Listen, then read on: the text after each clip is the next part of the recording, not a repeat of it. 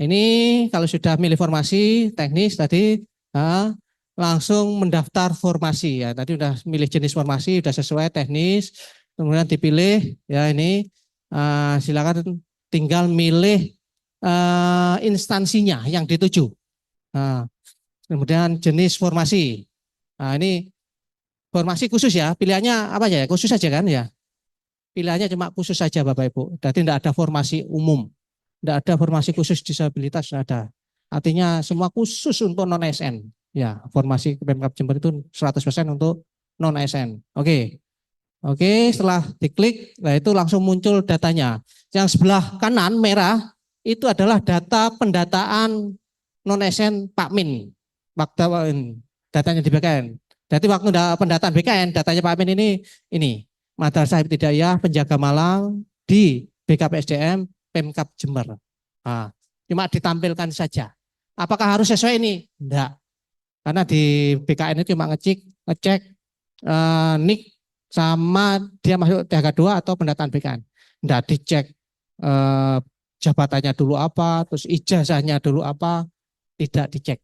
Ya, jadi silakan berbeda jabatan dengan yang ada di ini boleh, yang ada di pendataan BKN.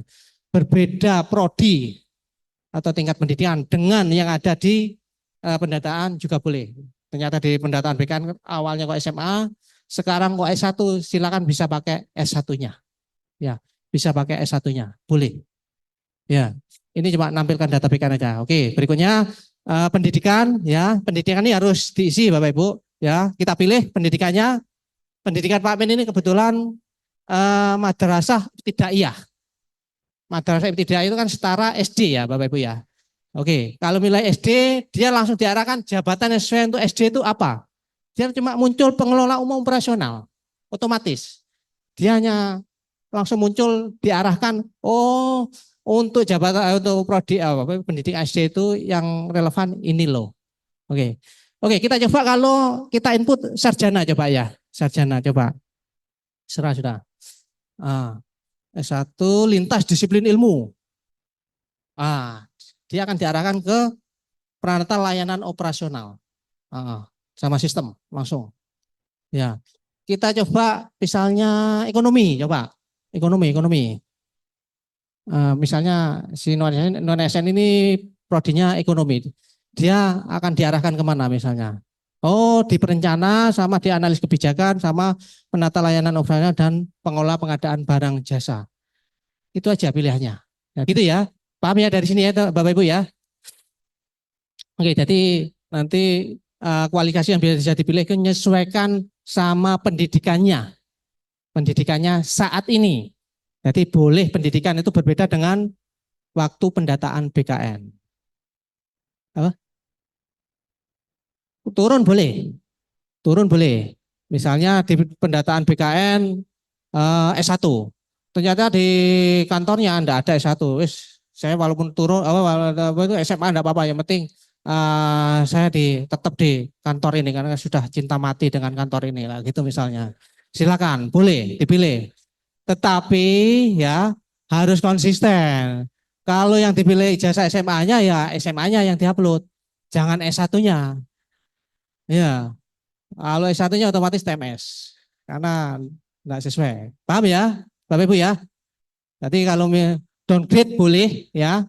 Di pendataan BKN kok S1 masukkan SMA-nya boleh atau masuk SMA masukkan SD-nya boleh. Tapi harus konsisten. Yang diupload kalau memperhatikan SD ya ijazah SD-nya yang diupload. Gitu ya. Oke. Oke lanjut. Ini sudah milih formasi pengelola umum operasional karena ini yang sesuai dengan kualifikasi pendidikan SD sederajat atau itu tadi. Oke. Baru kita milih unit kerjanya. Ya, unit kerja. Nah, ini yang dipilih di mana? Ini silakan dilihat di lampiran pengumuman itu kan ada unit kerjanya. Itu jangan.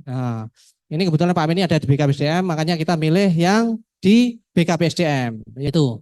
Dan unit kerja ini sampai unit kerja terkecil Bapak Ibu. Ada bidang, ada puskesmas, ada SD ya mungkin di sini ya nantinya itu.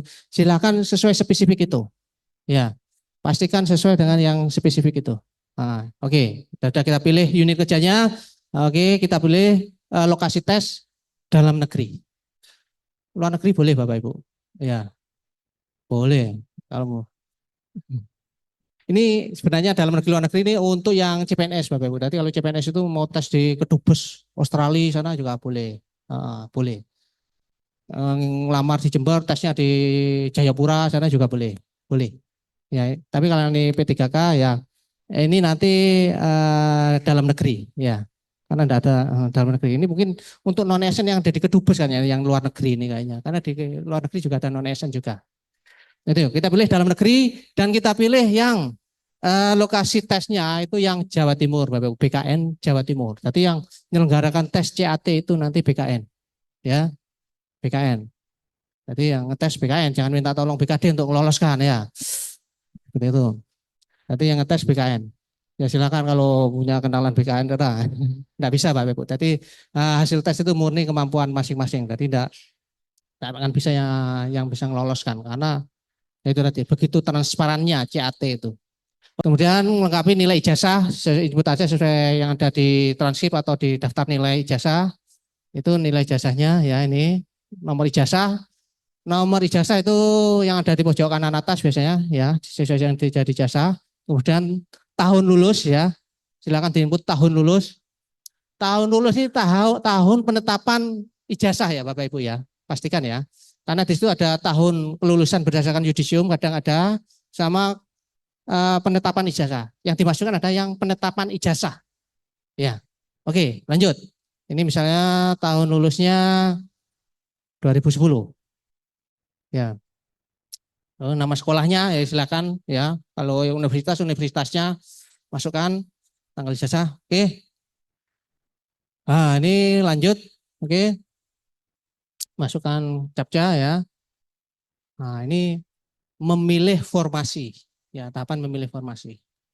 Nah ini. Ini deskripsi pekerjaan penjaga malam ya. Ini yang penjaga malam ya tadi ya. Ini yang sesuai di database BKN ya.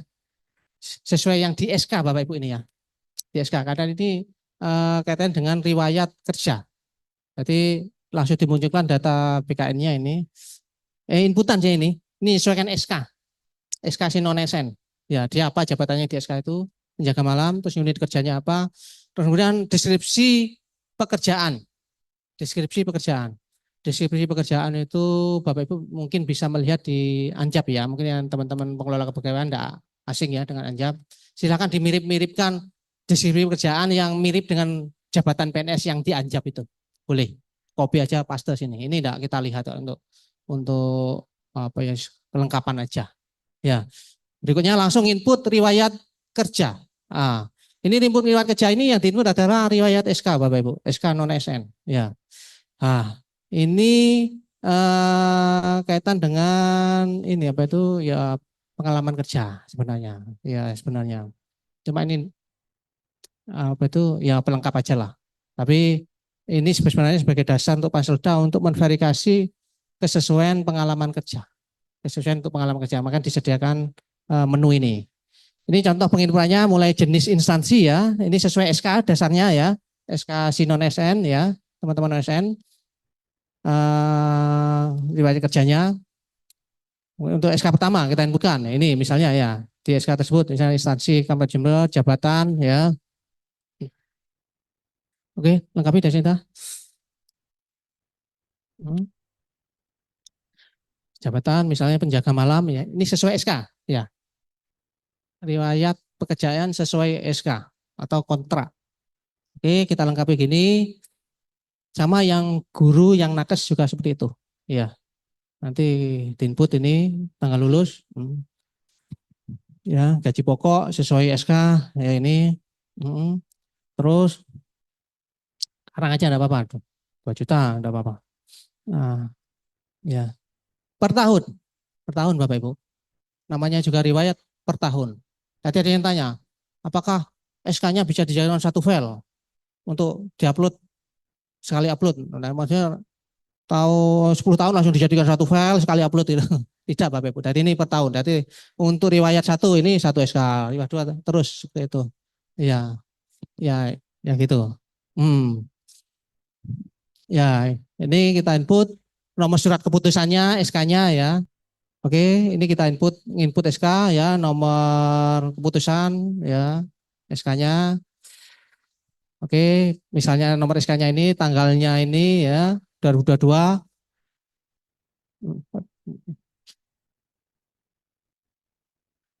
Yang 223 dulu ya, 224 dulu ya. SK 2023 aja enggak apa-apa. 2023. Hmm. Ini riwayat Bapak Ibu, ini sebenarnya untuk men-tracking sebenarnya dia terpenuhi 2 tahun enggak, 3 tahun enggak pertama. Relevansi enggak? Nah, sebenarnya ini. Ya pakai ini sebenarnya untuk menunjukkan ke Panselda sebenarnya. Tapi kita enggak terlalu memperhatikan kok nanti. Ini terus pertanyaannya ini berapa riwayat yang harus diinput ini? Nah, berapa riwayat? Ini kita tahu teman-teman non ASN kita ada yang masakannya 10 tahun, 15 tahun, 20 tahun. Apakah diinput semua? Gini Bapak Ibu ya. Jadi silakan ini untuk riwayat ya. Ini fungsinya untuk memastikan bahwa pengalamannya kita terpenuhi 2 tahun, 3 tahun yang pertama. Ya. Ya, silakan diinput 5 tahun. Kalau yang 5 tahun. Jadi minimal masa kerja 2 tahun, 3 tahun itu terpenuhi. Ya, untuk itu sebenarnya. Silakan diinput ya 5 tahun. Artinya nanti manakala kita disandingkan dengan SPTJM dengan riwayat SK-nya itu kita ada buktinya gitu loh. Bahwasanya ini lebih dari 3 tahun atau 2 tahun. Ya. Oke ya. Diinput 5 riwayat ya. Pak Agung, Oke, tar setuju. dulu Pak Agung. Ya. Tar dulu. Oh. Lebih baik dibebaskan aja Pak Agung. Bebas ya? Ya, karena apa? Nanti Bapak Ibu sekalian dalam hal menghadapi suatu hal yang tidak kita inginkan, jari ini BKD 5 tahun, padahal aku 15 tahun. Ya. Wis aku tidak lulus nantinya seperti itu. Lah itu nantinya.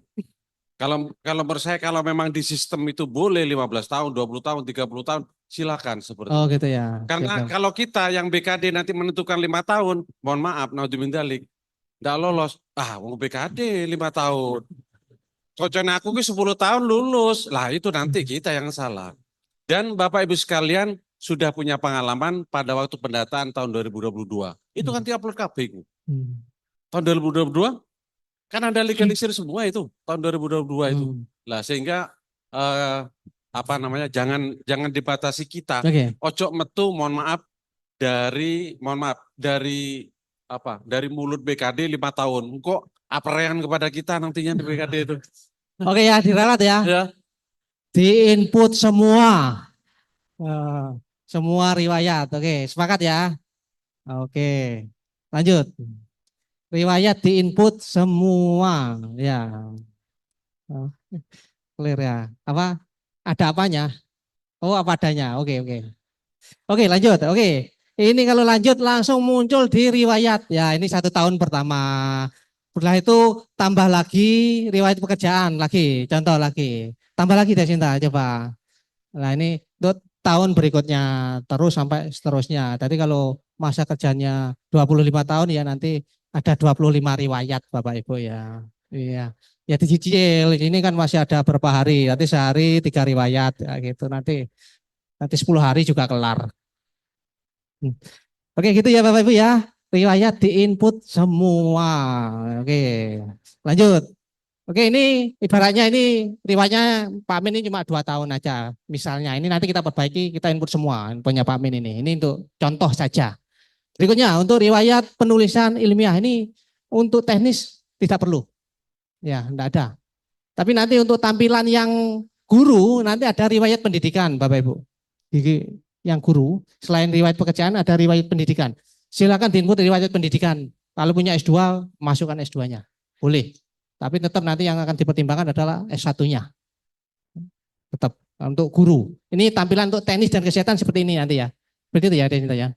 Nah, ini contoh yang untuk teknis dan kesehatan. Kalau yang untuk guru nanti ada riwayat pendidikan. Silakan diisi sesuai dengan pendidikan yang dimiliki. Oke, setelah ngisi riwayat pendidikan silakan klik selanjutnya. Nah, baru di sini ngupload dokumen Bapak Ibu. Ngupload dokumen. Nah ini tahapan ngupload dokumen persyaratan. Ini yang penting. Ya, ini saya jelaskan. Pertama, Ini yang diupload yang pertama adalah dokumen surat pernyataan bermaterai. Ini surat pernyataan, surat lamaran sudah kita sediakan. Ya, ini surat lamaran nggih. Ini contoh surat lamaran dan sudah kita sampaikan ini ditandatangani dan diberikan materai. Nah, untuk seleksi P3K ini materainya boleh materai elektronik, boleh materai tempel. Nah, monggo silakan yang paling mudah yang mana? Nah, kalau materainya tempel, nanti tanda tangannya harus mengenai materai, nggih. Karena syarat sah sebuah dokumen itu kalau tanda tangannya menyentuh materai. Tapi kalau elektronik itu memang berdampingan. Jangan sampai juga ketika membubuhkan materai elektronik itu menutupi tanda tangan. Nanti kesannya suratnya tidak ditandatangani. Jadi kalau materai elektronik itu dia berada berjejer, tidak menimpa. Kalau materai tempel itu tanda tangannya mengenai materai kemudian mengenai suratnya. Nah, itu bermaterai ditanda tangan. Isinya saya rasa tidak ada pertanyaan ya, artinya sudah jelas sekali ya. Mulai dari nama, tempat tanggal lahir, usia, alamat lengkap, kemudian alamat yang dapat dihubungi. Kemudian pendidikan ini diisi sesuai ijazah yang Bapak Ibu miliki. Formasi jabatan itu yang tadi jabatan apa yang dilamar. Kemudian unit lokasi penempatannya di mana.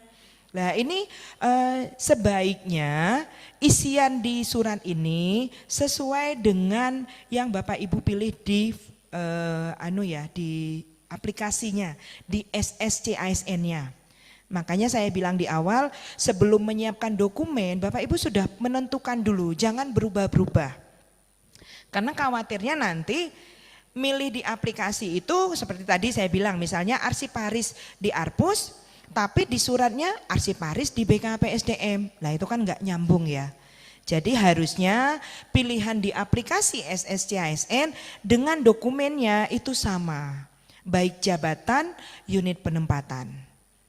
Jadi harus sudah mantap dulu nih sebelum masuk ke SSCASN.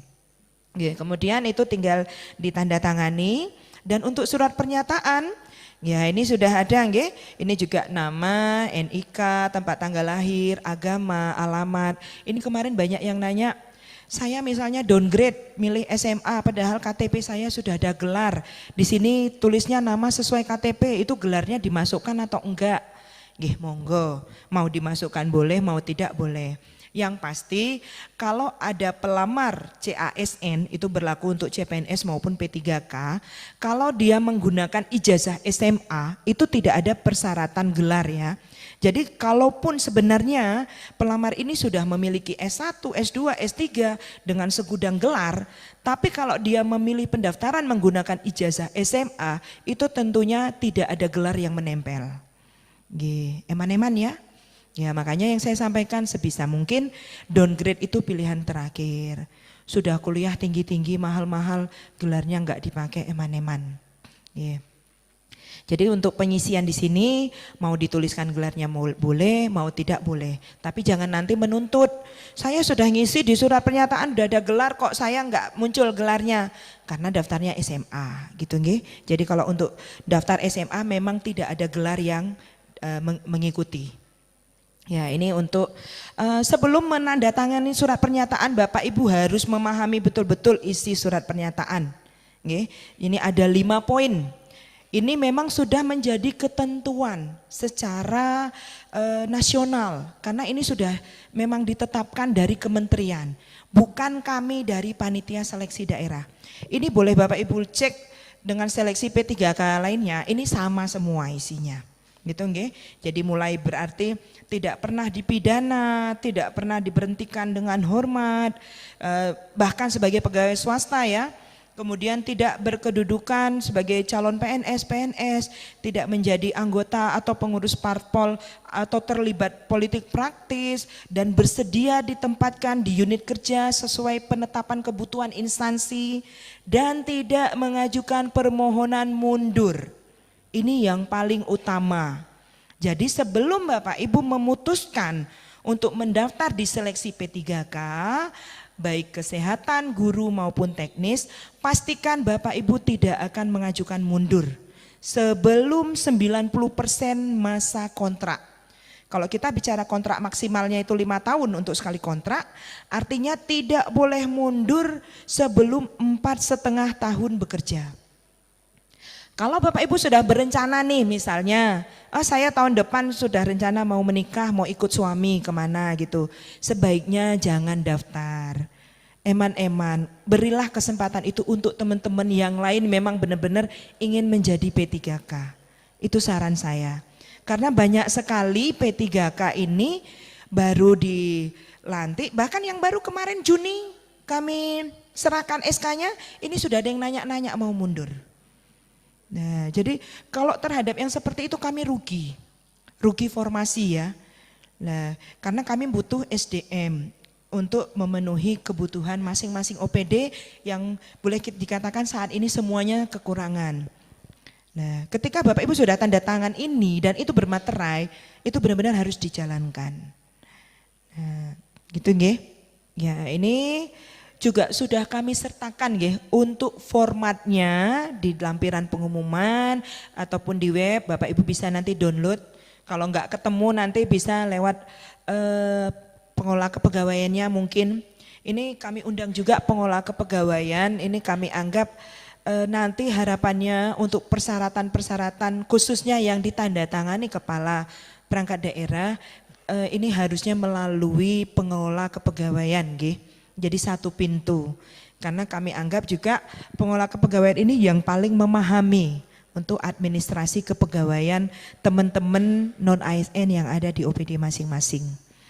Nah ini sudah kita sertakan untuk nama pimpinan, nama NIP, jabatan, unit kerja, dan kemudian dengan ini menyatakan Bapak Ibu sebagai non-ASN namanya siapa, tempat tanggal lahir, pendidikannya apa. Sebisa mungkin pendidikan yang diisi di sini pendidikan yang digunakan untuk melamar ya. Jadi biar konsisten dengan surat lamaran tadi misalnya mau daftar jabatan apa. Kalau misalnya downgrade berarti otomatis yang digunakan adalah pendidikan SMA berarti gitu nggih. Tapi kalau yang digunakan sarjananya apa itu disertakan pendidikan apa, jabatannya mungkin bisa ditulis jabatan yang saat ini saja tidak apa-apa. Karena kan otomatis Bapak Ibu saat ini bekerja sebagai apa sesuai kontrak terakhir ya. Kemudian memiliki pengalaman kerja. Nah kalau Bapak Ibu pengalaman kerjanya baru dari 1 OPD silakan diisi sesuai pengalaman kerja Bapak Ibu di OPD tersebut. Mau berapa lama, kalau kita bilang dengan jabatan yang sama, misalnya dengan jabatan terakhir, itu pasti saya yakin kalau yang kemarin di tahun 2024 itu dialihkan jabatannya karena mungkin mau diisi P3K, itu pasti kan tidak akan memenuhi 2 tahun ya. Karena kan syaratnya harus 2 tahun, jadi diisi saja pengalaman kerja Bapak Ibu selama bekerja di OPD tersebut, kalau dalam 1 OPD. Kalau ada 2 OPD berpindah gimana Bu? Ya, itu nanti bisa menggunakan 2 SPTCM. Nanti unggahnya itu dijadikan 1 file, diunggah barengan. Apalagi kalau dari sisi masa kerjanya belum mencapai 2 tahun. Jadi misalnya Bapak Ibu itu di OPD terakhir ini baru 1 tahun. Otomatis syarat terpenuhinya itu kan tidak memenuhi ya. Karena syaratnya kan 2 tahun. Tapi sebenarnya di OPD yang lama itu sudah 5 tahun. Nah berarti yang dari OPD lama itu dibuatkan juga SPTCM-nya ditandatangani kepala OPD yang lama. Jadi nanti ketika itu diunggah nanti panitia itu melihat oh ini 1 tahunnya di OPD yang sekarang.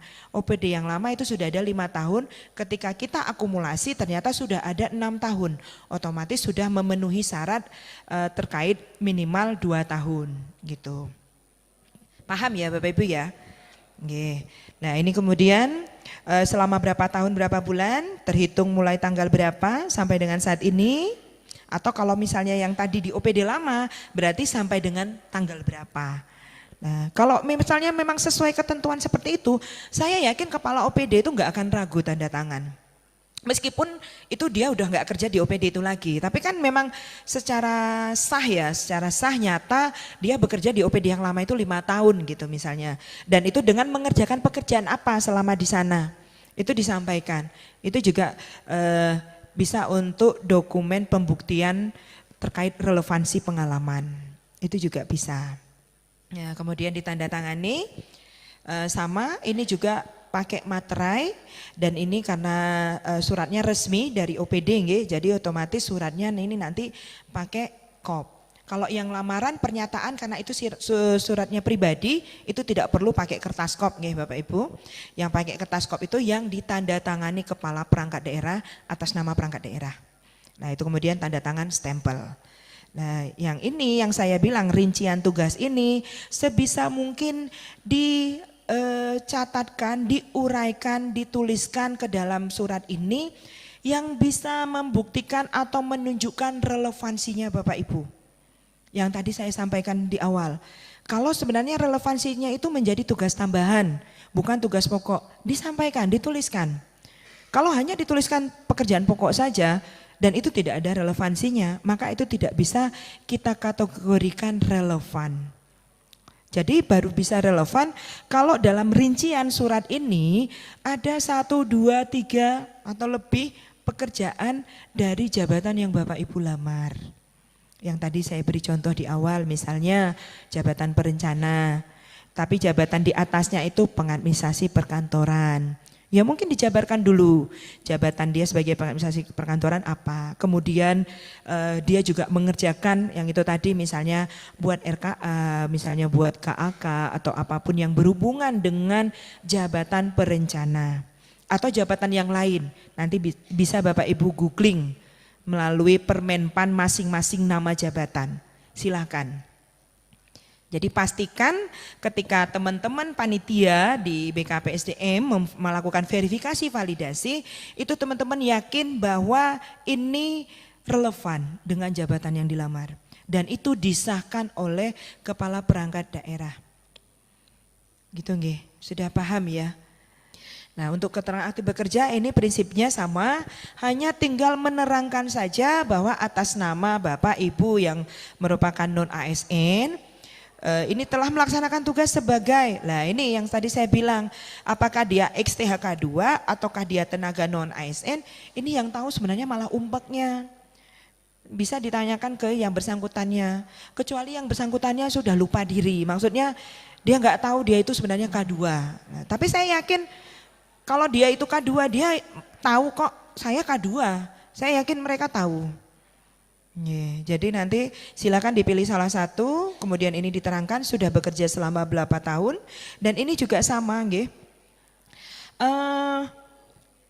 Kalau untuk surat keterangan aktif bekerja, ini kan menerangkannya di pemerintah kota. Nah, sebenarnya kalau bicaranya di pemerintah kota, ini juga kalau dia pernah bekerja di OPD yang lain, ini bisa diakumulasi di surat ini. Nanti misalnya pimpinannya yang sekarang nggak mau tanda tangan, itu nanti bisa disampaikan atau dibuktikan dengan kontraknya yang di OPD sebelumnya. Ini Pak, saya di OPD sebelumnya sudah bekerja, karena ini kita bicaranya kan akumulasi.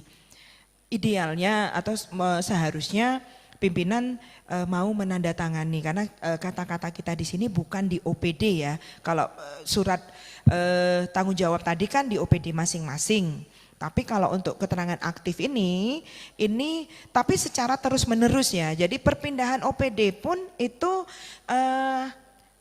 tidak terputus.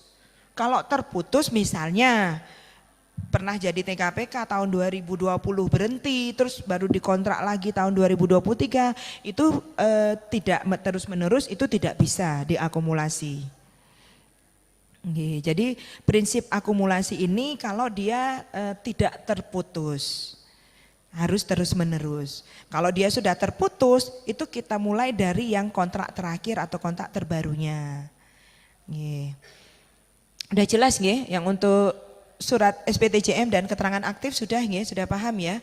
Bapak Ibu Umpek juga sudah paham ya, ini untuk aktif bekerja ini juga karena yang tanda tangan pimpinan ini menggunakan kertas kop. Ya, jadi karena yang menandatangani adalah pimpinan. Nah, untuk teman-teman guru yang mungkin mengajarnya di sekolah negeri, ini surat keterangan aktifnya itu nanti dari kepala sekolah. Bisa dari kepala sekolah nanti menerangkan bahwa atas nama guru, misalnya guru SD mana gitu, SD Manahan. Lah yang menerangkan kepala sekolah Manahannya menyatakan bahwa ini benar-benar terdaftar dan mengajar sebagai guru di sekolah mana gitu. Nah, sudah jelas ya kalau untuk guru nggih.